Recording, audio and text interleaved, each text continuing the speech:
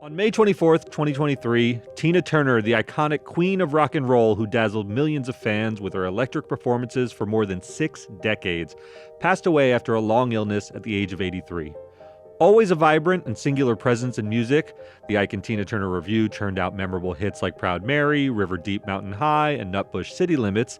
It was her incredible comeback in the mid-'80s after enduring years of abuse at the hands of her ex-husband Ike Turner that inspired a whole new generation of fans and allowed her to transcend from a music icon to a living legend. Her story became one of the most well-known in music history after she first wrote about her remarkable life in her 1986 autobiography, I, Tina, which was then adapted into a 1993 biopic, What's Love Got to Do With It, starring Angela Bassett and Lawrence Fishburne. She left Ike in 1976, running away from him after a physical fight en route to a hotel in Dallas. She fled on foot with just 36 cents and a gas card in her pocket and literally hid at a Ramada Inn across the freeway. When their divorce was finalized, she walked away with little more from Ike than the stage name that made her famous. She spent the last 4 decades as this living legend, and her list of career accolades is really second to none. She was the first black artist and first female artist to be on the cover of Rolling Stone in 1967. She ranked among the 100 greatest artists and singers of all time. She was twice inducted into the Rock and Roll Hall of Fame, first as part of the Ike and Tina Turner Revue and second as a solo artist. She was the first artist in the UK to have top 40 hits in 7 consecutive decades. She sold over 100 million records worldwide and 10 million albums. She won 12 Grammy Awards and even won an NAACP Image Award for Outstanding Actress in a Motion Picture for her memorable role in Mad Max Beyond Thunderdome. News of her death immediately reverberated throughout the world of music and entertainment, and the tribute shed a lot of light on just how big of an impact she made during her life. Mick Jagger, the lead singer of the Rolling Stones, said, "I'm so saddened by the passing of my wonderful friend Tina Turner. She was truly an enormously talented performer and singer. She was inspiring, warm, funny, and generous. She helped me so much when I was young, and I will never forget her." Sierra said, "Heaven has gained an angel. Rest in paradise, Tina Turner. Thank you for the inspiration you gave us all." And Magic Johnson said she created the blueprint for other great entertainers like Janet Jackson and Beyonce, and her legacy will continue on through all high-energy performing acts. You know, we traffic a lot in hyperbole in the news business, but there's really no way to overstate the importance of Tina Turner in music history. She was simply the best. I'm Derek Kaufman. I'm Eric Colley, filling in for Jason Beckerman, and this is Last Days, Tina Turner.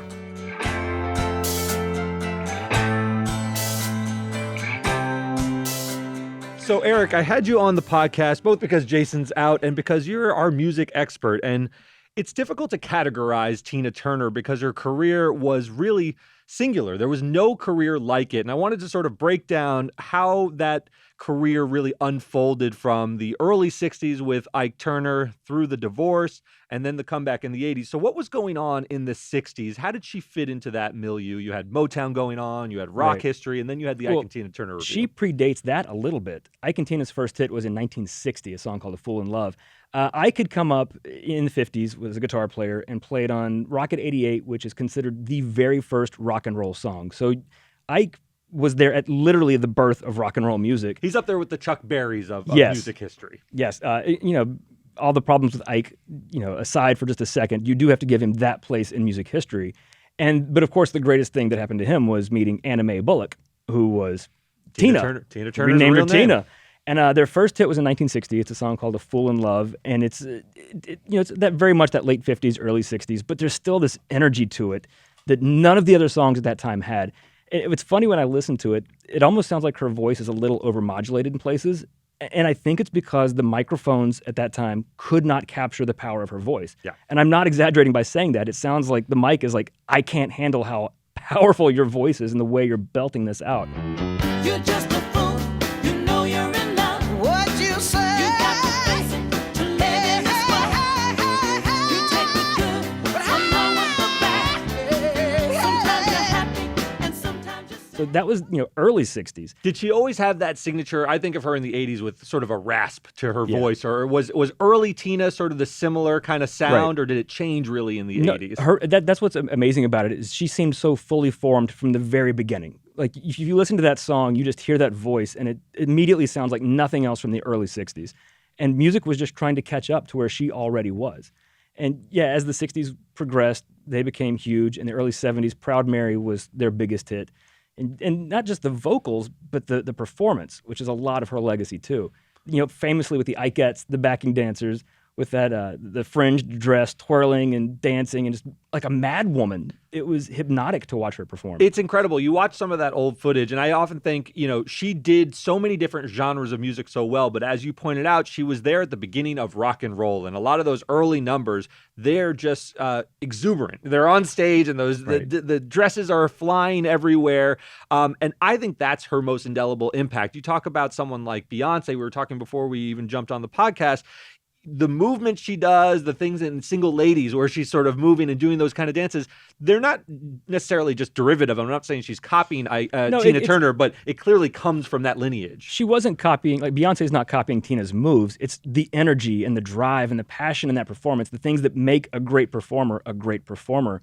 Tina had all of that, and there weren't, I honestly can't think of any female performer before her who was like that. Even Billie Holiday didn't dance like that. Like there wasn't a female artist. Patsy Cline wasn't doing those kind of things. Yeah, I wanted to situate her. So this is around the same time as Motown, and you had the Supremes and bands like that who could sing, and they did these, big, sort of grand productions, but they weren't really dancing and moving and sweating on stage like Ike and Tina. They were in the ball gowns and like the fancy evening gowns and things. There's an elegance to them. That was a different kind of influence. But yeah, Tina was gritty and just flamboyant and boisterous from the beginning. And you could not ignore the woman. Right. They were just sort of like so full of energy, and that really would have been a Hall of Fame career unto itself. You have to understand that Ike and Tina Revue were a big deal before this whole 80s comeback.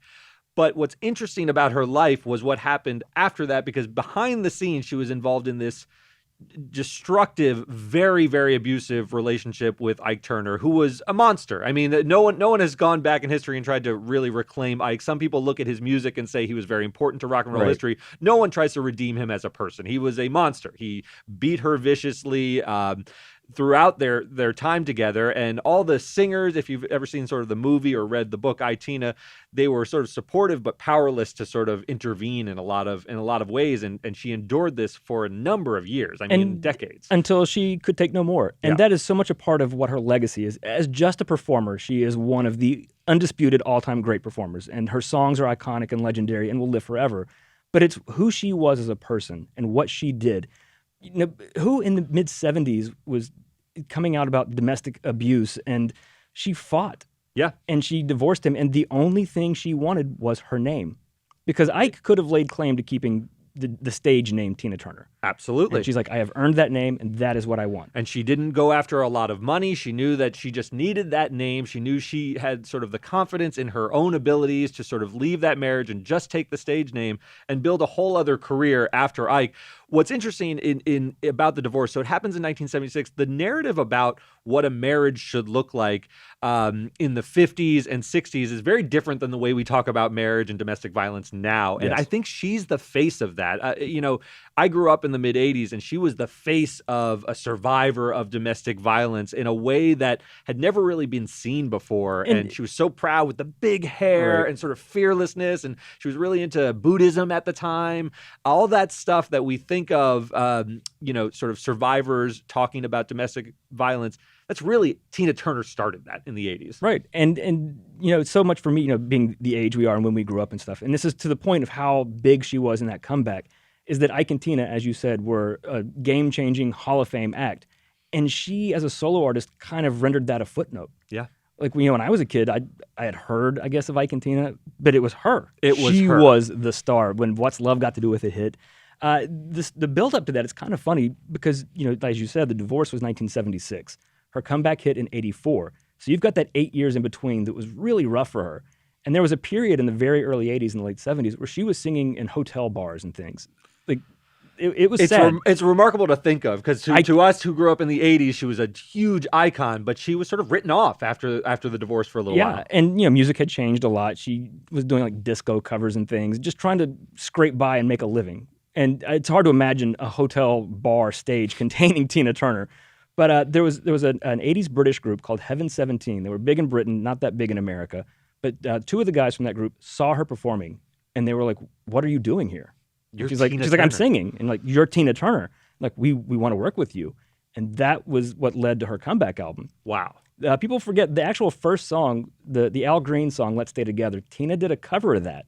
That hit number 22 in 1984, and sort of got her toes back in. Radio was playing her again. It's like, oh yeah, remember Tina Turner? Yeah. And then "What's Love Got to Do with It" was the second single, shot to number 1. At the time, she was the oldest woman ever to have a number 1 hit. She was only 44, but pop stardom is not a game for people past 30 usually. And it's incredible. Her covers are incredible, right? She Oh, yeah. covered the Creedence song "Proud Mary," correct? I mean, I think of it as an Ike and Tina song. I think most people think of the version that Ike and Tina sang. They don't think of the rock and roll Creedence Clearwater version, even though that's a famous rock band in history as Sure. well. They have a very famous version of the song, but she made everything her own. I'm sure she did it with the Al Green song as well.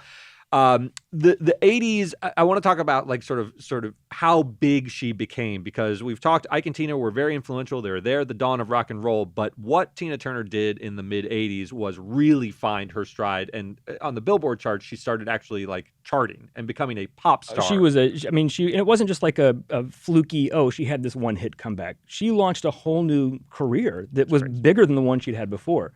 Because, she had "What's Love Got to Do with It," "Private Dancer," "Better Be Good to Me," "Simply the Best." "We Don't Need Another Hero" from Mad Max. And she was middle-aged. She was middle-aged at that time. She's known for, obviously, these great legs. That was what Tina Turner is as known for her legs as Dolly Parton is known for her chest. It's just that there's certain characters in music history and what they become sort of iconic for. The legs were everything with Tina Turner, and she leaned into that icon status. In the 80s, the decade sort of looks like her. So Right. She was in this movie, the Mad Max Beyond Thunderdome, which is a series with Mel Gibson, for people who don't know. And in the 80s, they had a version of the movie, or a sequel in the movie, where she plays that character with the huge hair. Right. And Tina Turner's big 80s hair sort of defines the excesses of the decade, but she was always... It was like a lion's mane. It was like a mane. It was so Right. It was powerful. regal. She's a big she's sort of a villain in the movie, and it's just become one of the most indelible performances. And I always think about it because Harvey always talks about, the world is obsessed with youth, and she was doing this after her youth. I mean, she was a middle-aged woman at the time, but she seemed so fierce and vibrant throughout. And I never think of Tina Turner as getting old. I mean, we just saw this biopic a couple years ago on HBO where, yes, she's an older woman. She's in her 80s, but she never looked it. She always sort of seemed vibrant and very youthful. And it's just a very, very sad day to think about the loss of Tina Turner. Right. And when she thought, like, maybe I'm getting a little too old for it, she retired. That was it. There was no, big to do. She's just like, I'm just going to go live in Switzerland and enjoy my life. And Eric, even just a few years ago, Tina Turner had a musical on Broadway. A lot of musicians, there's the Billy Joel one, Moving Out. I think Queen had a musical. She got in on the action with a musical on Broadway that was absolutely incredible. Right, and that was the first time a lot of us had seen her in a while, because she was off just enjoying her life, and she came back to New York for the premiere of the show and looked spectacular. It's like, well, that's Tina Turner. And I always thought that the person having to fill her shoes in a Broadway musical, impossible. The woman ended up doing a very good job, but Tina Turner is one of those singular talents. She moves so well. She had the booming vocals. How could you possibly find all of those attributes in a single person? And the catalog was so deep. So that was the thing with Tina, is you could watch a musical about her because so many of the songs. Even if you're not a big Tina Turner fan, even if you're not a big Tina Turner fan, it's sort of the soundtrack of the 80s. You have all the 60s hits as well. So it can really sort of fill out a musical. And I thought it was wonderful that she stayed relevant each and every decade. I think of very few artists that could do that. Maybe Cher is another sort of person who comes to mind. Rod Stewart, maybe. Rod Stewart. But when you're in that category, you're in rarefied air. And it's funny because, like you said, Tina never seemed old. Even though she's, now past at 83, I don't think of her as being an old woman. Yep. And now that she's gone, you kind of want more. And, maybe that's what, she is a great performer till the end. She leaves you wanting more. I thought the best way to sort of end this podcast is, she made Angela Bassett kind of really famous. Angela Bassett is an accomplished actress in her own right. She is hugely talented and deservedly so. That was a breakthrough moment. But that for was her, a breakthrough moment when she played Tina Turner in What's Love Got to Do with It in 1993. And I wanted to give her the final word of the impact of Tina Turner's story on her own life. For me, Tina, I've just benefited from the telling of her story. So in so many ways, I humbly see how my life has mirrored hers, and for it to have been, connected as it was in the making of her story in the movie, she will always be in my heart, reside in my heart, and as family.